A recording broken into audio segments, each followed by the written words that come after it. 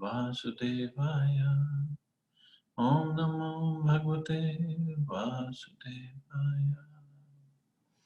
Narayanam Namaskritya Naram Chaiva Narottamam Devim Saraswatim Vyasam Tato Jayamudire Nashtiprayeshu Bhadreshu Nityam Bhagavata Sevaya Bhagavati Uttam Shloke Bhaktir Bhavati Naishtiki.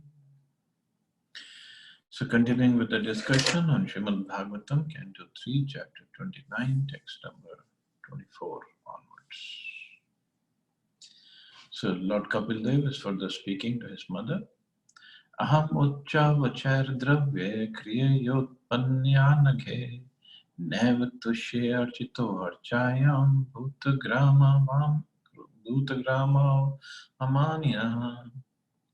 My dear mother, even if he worships with proper rituals and paraphernalia, a person who is ignorant of my presence in all living entities never pleased me by the worship of my deities in the temple.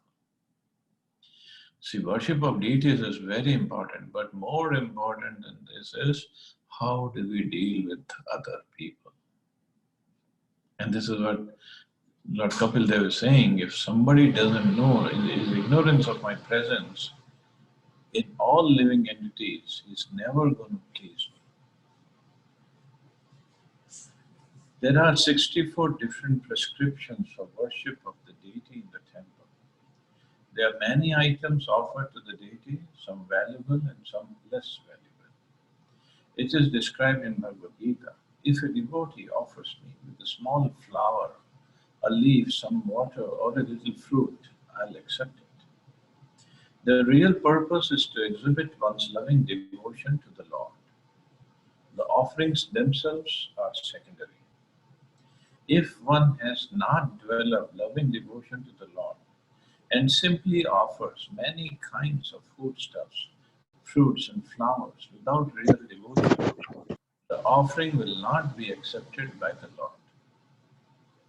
We cannot bribe the Supreme Personality of Godhead. He is so great that our bribery has no value, nor has he any scarcity. Since he is full in himself, what can we offer him? Everything is produced by him. We simply offer to show our love and gratitude to the Lord. So the deities in the temple, so there are different ways of worshipping the deity. Shodash Upchar, 16 Upchar, 16 types of offerings. Chausat Upchar is there. Different ways of worshipping the deity, and with full mantras and tantras, one can worship the deity beautifully. But more than that, what is required is how does that pujari deal with others? That is more important. But the problem is generally this is not what is stressed upon. The thing that is stressed upon is you just go and take care of the deities, worship the deities, serve the deities. But here Lord Kapil Dev is clearly saying that if one does not deal with the others properly, then it never pleases me by his worship in the temple. And Krishna says in Bhagavad Gita, of course, elaborate worship is very good. He says, Manmanam Bhakto Madhyaji Matamasguru. So that requires temple worship, deity worship. But he says, if a devotee offers me patram pushpam phalam toyam yome bhaktya prayachati, he just offers me with love and devotion a flower, a leaf, a little water, and a fruit. I'll just accept it. And this is what Krishna is looking for. Prabhupada says, we cannot bribe him. Bribe him means we cannot just show him opulent worship, opulent temples, opulent offerings, and nice clothes and nice jewelry and think we are pleasing the Lord. Of course that pleases the Lord. I'm not saying it doesn't please the Lord, but he's more pleased when he sees how the pujari or how his devotees are treating each other and the other people or the general people, how they are treating them. He is more pleased by that. This gratitude and love for God is exhibited by a pure devotee who knows that the Lord lives in every living entity. As such, temple worship necessarily includes distribution of prasada. It's not that one should create a temple in his private apartment or private room, offer something to the Lord and then eat. Of course, that is better than simply cooking foodstuffs and eating without understanding one's relationship with the Supreme Lord. People who act in this manner are just like animals. But the devotee who wants to elevate himself to the higher level of understanding must know that the Lord is present in every living entity. And as stated in the previous verse, one should be compassionate to the other living entities. A devotee should worship the Supreme Lord, be friendly to persons who are on the same level, and be compassionate to the ignorant. One should exhibit his compassion for ignorant living entities by distributing prasad. Distribution of prasad to the ignorant masses of people is essential for persons who make offerings to the personality of Godhead. So, better than not worshipping the Lord, not doing anything for his service, and just simply living like animals, the philosophy of eating, drinking, and be merry. It's better than that is one should just create a small temple in his house and do his regular worship, offer to the Lord the bhoga, and then eat. What Prabhupada says, even better than that is distribution of prasad. In fact, Prabhupada has mentioned in the scripture, it is written that a grihastha, when he's before he eats prasad, he should go out of the house and he should ask, is anybody hungry? Is anybody hungry? 3 times he should ask. And then if somebody comes, he should feed him first, then eat. And if nobody comes, then he can come and eat himself. That's how compassionate and magnanimous a grihastha should be. Of course, these days we have got to be practical because if somebody goes out and then we don't know who's going to come with him. But distribution is nevertheless very, very important. Distribution of prasad. Because even in the history of ISKCON, it's hardly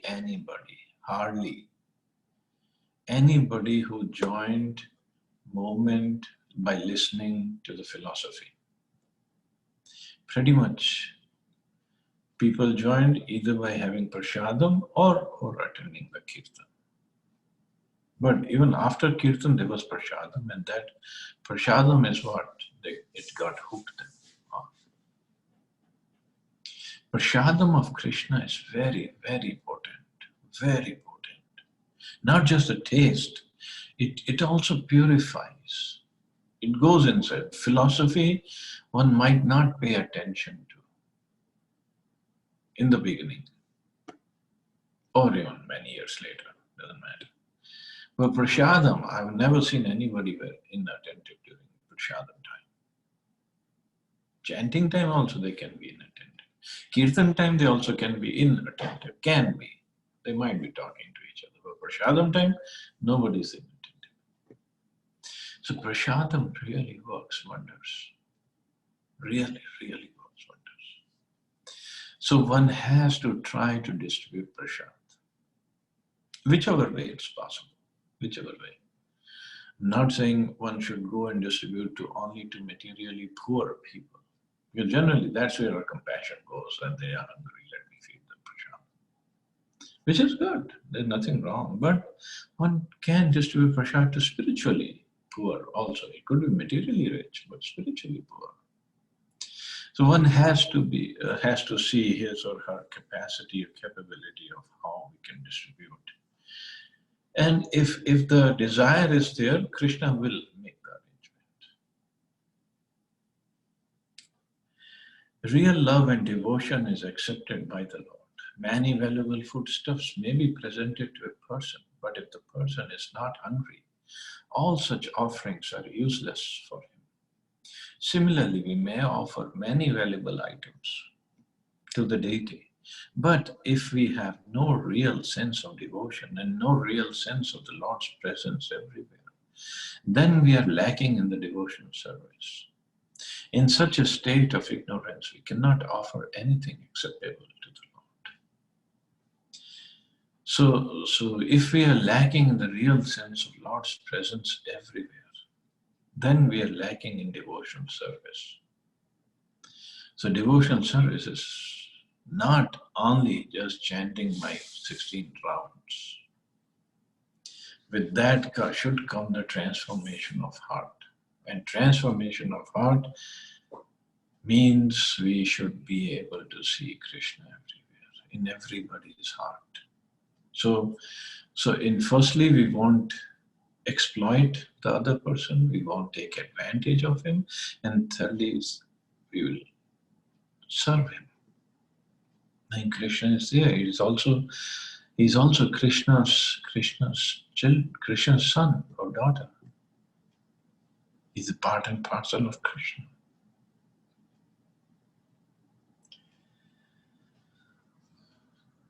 So that takes lots of practice, lots of devotional service. But this is Vaikuntha mentality actually. And this is our original mentality. In Vaikuntha or in Golok Vrindavan, we never hear of any devotees fighting with each other or anybody not caring for somebody else. They would neglect themselves. They would neglect their own comforts to serve somebody else. That is Vaikuntha mentality.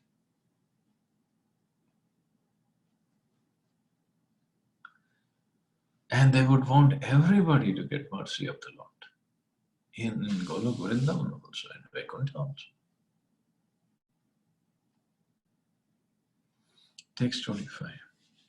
Archadavcha avarchayetavadishwaram mam swakaram krit yavanna ved swahriti sarvabhuteshva avastitam. Performing his prescribed duties, one should worship the deity of the Supreme Personality of Godhead until one realizes my presence in his own heart and in the hearts of other living entities as well. So again, the same theme. Worship of the deity of the Supreme Personality of Godhead is prescribed herewith, even for persons who are simply discharging the prescribed duties. There are prescribed duties for the different social classes of men, the Brahmins, the Vaishyas, the Kshatriyas, and the Shudras, and for different ashrams, Brahmacharya, Grihastha, Vanaprastha, and Sannyas. One should worship the deity of the Lord until one appreciates the presence of the Lord in every living entity. In other words, one should not be satisfied simply by discharging his duties properly. He must realize his relationship and the relationship of all of the living entities with the Supreme Personality of Godhead. If he does not understand this, then even though he discharges his prescribed duties properly, it is to be understood that he is simply laboring without profit. So doing the prescribed duties of any four varnas and four ashrams, wonderful. And one of the prescribed duties is to worship the deities. But at the same time, if he does not realize his relationship and the relationship of the other living entities with the Supreme Personality of Godhead, and not just realize that if he doesn't serve the others, then he's not really doing his duties properly. The word Swakarmakrit in this verse is very significant. Swakarmakrit is one who engages in discharging his prescribed duties. It is not that one who has become a devotee of the Lord, who engages in devotional service, should give up his prescribed duties. No one should be lazy under the plea of devotional service. One has to execute devotional service according to the prescribed duties. So karma krit means that one should discharge the duties prescribed for him without neglect. So without neglect, one should discharge his duties as a husband, as a wife, as a mother, father, as a son, daughter, and in whatever ashram and whatever varna he is in. One should perform, one should not become lazy. But at the same time do the deity worship. But more than that, realize, and this is Lord Kabila, until one realizes my presence in his own heart and in the hearts of all of the living entities as well. And even after that, he should continue prescribed duties and worship of the deities. Atmanascha parasyapi yah karoti antarodaram tasya bhinna trisho mrityur vidhe bhayam ulbadam.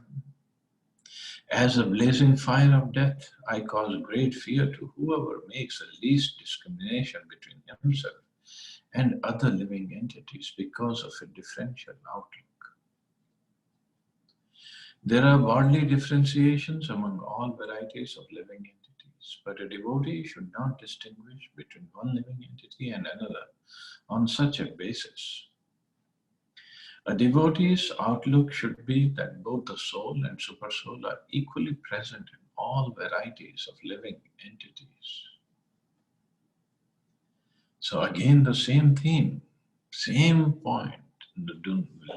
We should not discriminate between ourselves and the other living entities. And if we do, as a blazing fire of death, I cause great fear in their heart.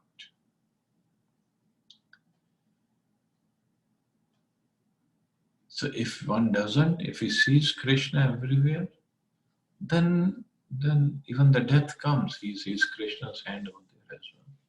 So he's not afraid of death.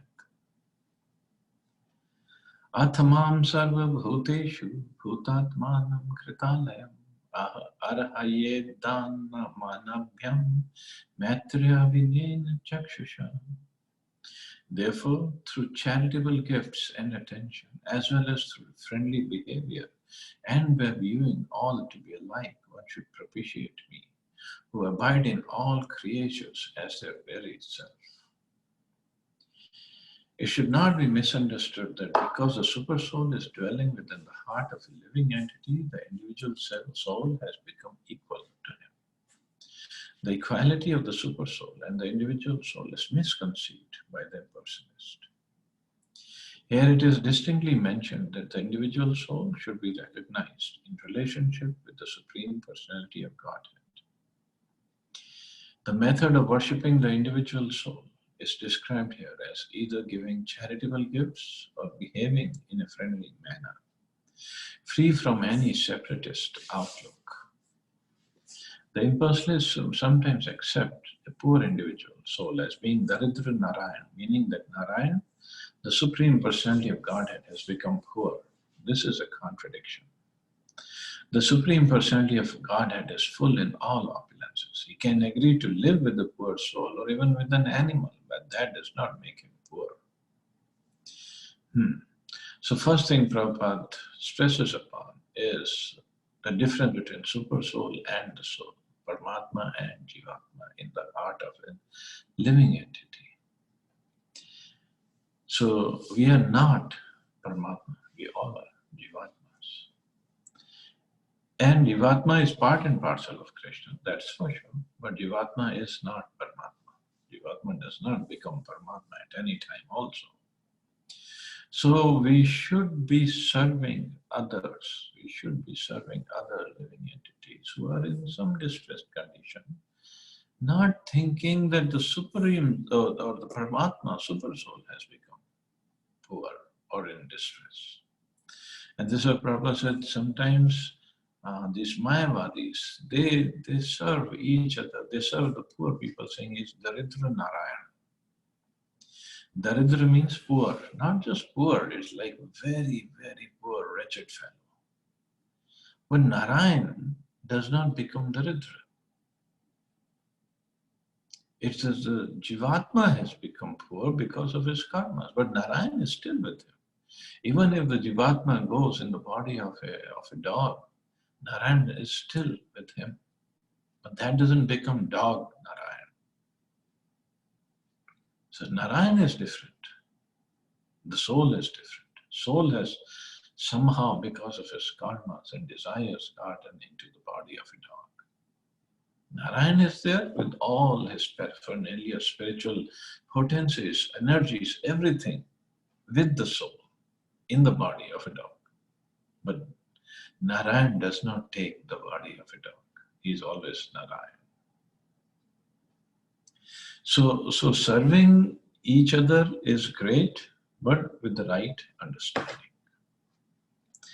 There are two Sanskrit words here used as man and dan.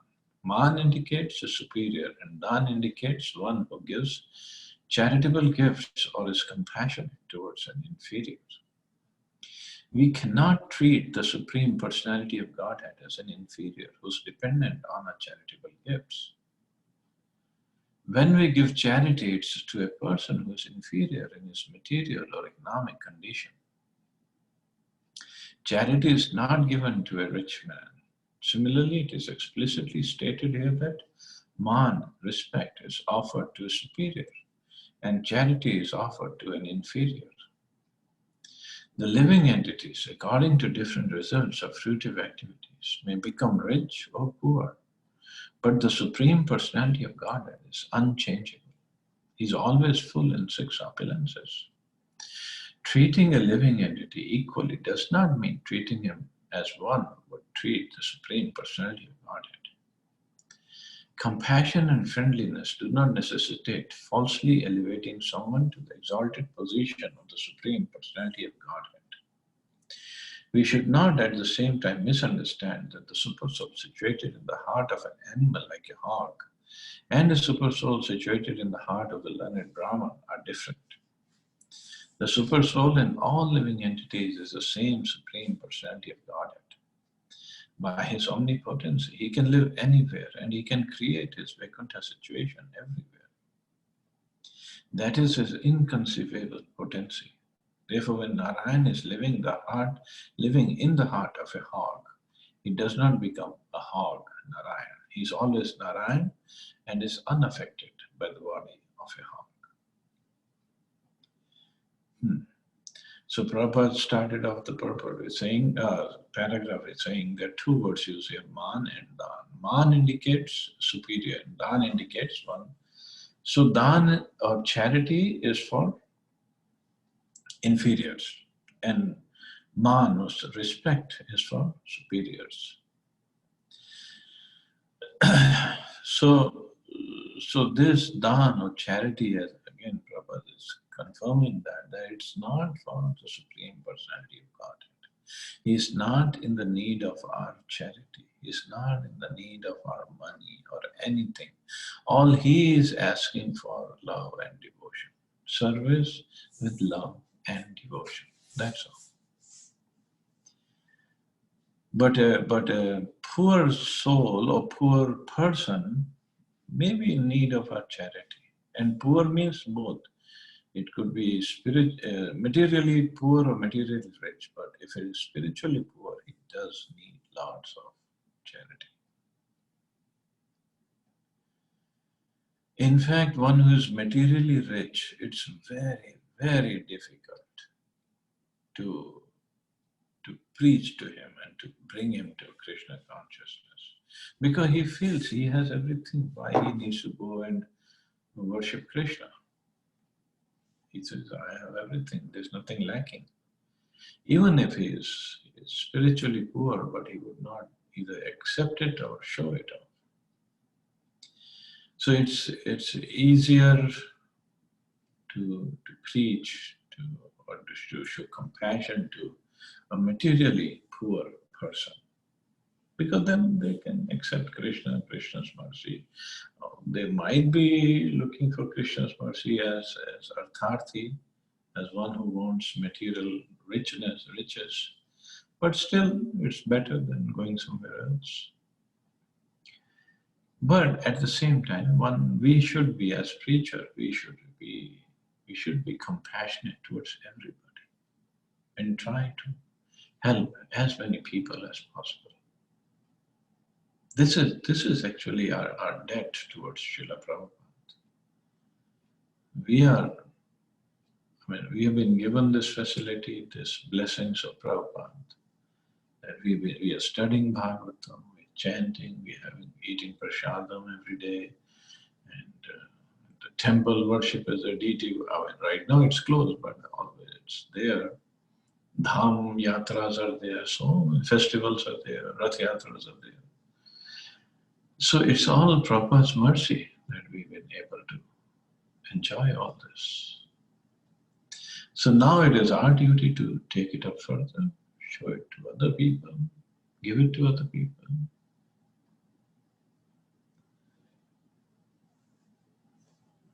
And just like every time, New Year time or Janmashtami time, I always say, if we just take up a challenge of helping one person in 1 year, that's it. I'm not asking him too much. One person, if we have 1 full year to help him or her or whichever, it could be a neighbor, could be a relative, could be a friend, could be anybody, any associate, any person that we know of. Just help him come to Krishna consciousness. It will be really satisfying to the heart. And helping him unconditionally, without any selfish motive, without any other motive. Just help, pure help, that's it. With understanding that he or she really needs Prabhupada's guidance to make advancement on the path of bhakti. Everybody needs that, but somebody who comes in contact with us and we feel he or she really needs it, we should just try to help unconditionally. And guaranteed it will give lots of satisfaction, lots of pleasure to the heart. Because this pleases Krishna, this pleases Prabhupada. And when they please our heart, our soul will definitely be pleased. And this is what, all these verses that we studied, this is what even Lord Kapil Dev is saying. Do this, treat them nicely, treat everybody nicely. So we'll stop here, see anybody has any questions or comments.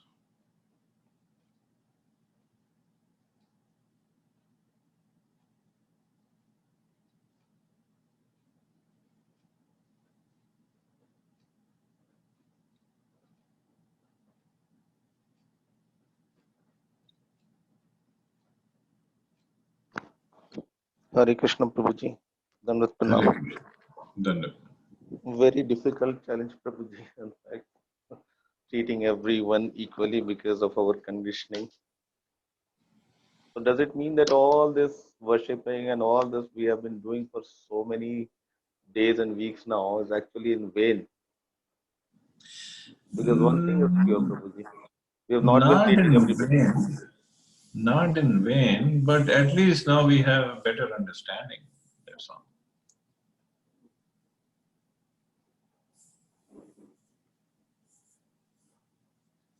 True, Prabhuji. That's so difficult because of our past conditioning. This is our original position.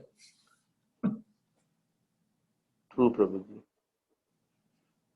It's not something artificial we have to do. And it's so easy to forget our original position and we think this is our real position in the material world. Crazy. Yeah.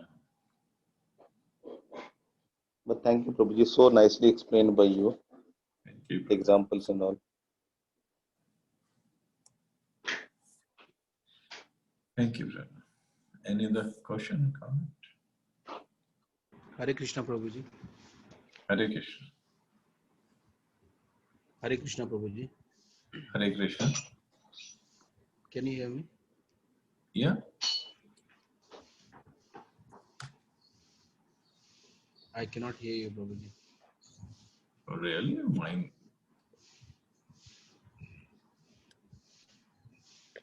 Can you hear it? Haribo? Can you hear me, Prabhuji? Yeah? I cannot hear you. We can hear you, Prabhuji. Vinay Prabhuji and Vidurpriya Prabhuji both.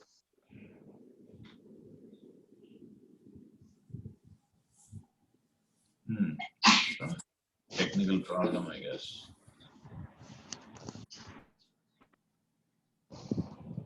Prabhuji, can you hear me now? Yes? Okay. I think there was some technical glitch. So, Prabhuji, I want to relate this what we just read today about being or seeing everyone equal, because the super soul exists in every soul. So within Mahabharata, there lot thing happened with Pandavas, which was not appropriate from Kaurava's side, because Kaurav they were not as per Krishna, they were not in proportionate to dharma, which they're supposed to do. They were not respecting their elders. They were like, if I talk about Duryodhan, he was not listening and he was not respecting their elders. He was doing whatever he wished, and also he was very arrogant, adamant. So, but if we take an example of Pandavas who are with dharma, and so in this case, the Kauravas have hurt Pandavas already with so many things, with that Dut Krida and all those things, and insulting them. Do they still, I mean, if we take them here, consider them Pandavas here, do they still, you know, uh, forget everything and look as, the living, and, like the super soul exist in every living entity and serve them nicely? Or do they take, like what has happened in a Mahabharata? Even Krishna said that you stand Arjuna and fight with them. Okay, do your duties. So what to do? I mean, in this case, do they? Because this contradicts actually here, and because this is also happening in the world. People hurt Well, you, they will fight with okay. you. Even if let's look at this Mahabharata example. Hmm. So the Pandavas, they did not want to fight. Arjun didn't want to fight. And even in the beginning, when Krishna became a peace messenger and he came to Hastinapur, he said, okay, you don't want to give the kingdom back, just give them 5 villages and they'll be Yes. happy. And further on it goes, actually, it's not shown in the serial, but in Mahabharata, he said, just give them 5 palaces. Because they are king, they are kshatriyas, they cannot live like how they're living right now. Not even villages, give them 5 palaces, 5 houses, and I promise you they will not fight with you. It's just Duryodhan got stuck. He said, I'll not even give them that much piece of land where they can drive a pin into. Okay. Still, now the war is declared. They are there in Kurukshetra, and Arjun still didn't want to fight because of different reason. He was forgetting his Kshatriya dharma.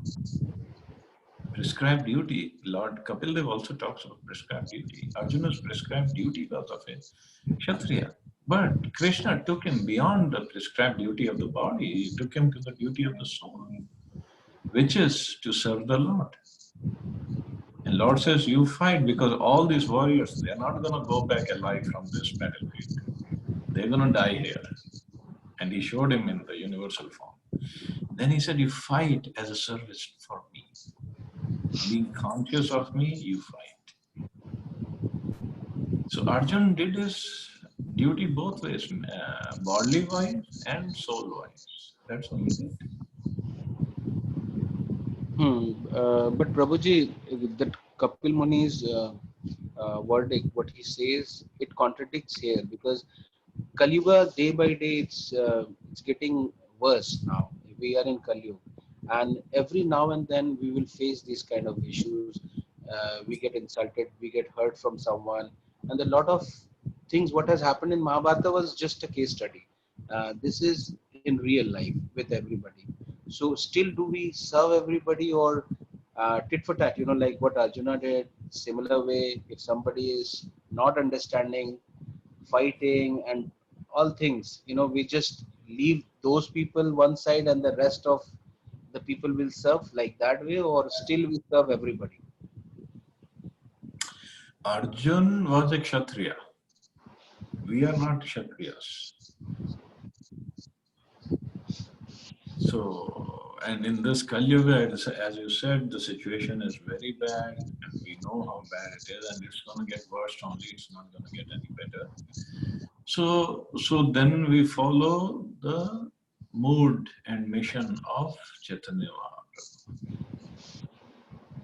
especially the way it is shown by Srila Prabhupada.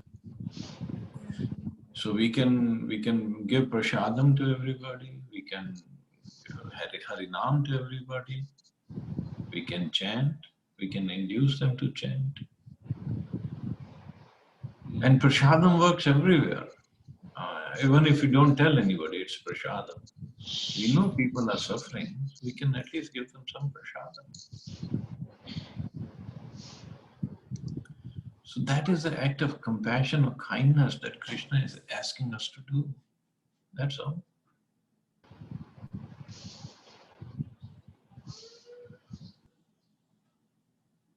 Is that okay?